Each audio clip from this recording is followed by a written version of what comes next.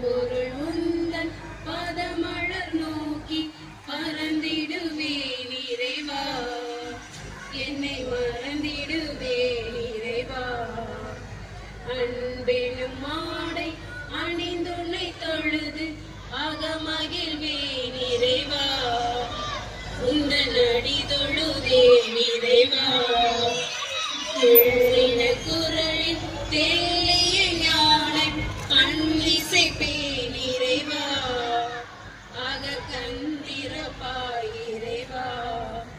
சுந்தர விண்ணின் சுழற்சியில் உந்தன் சுடர் தொழுதேன் இறைவா, மனம் சுகம் பெறுவேன் இறைவா.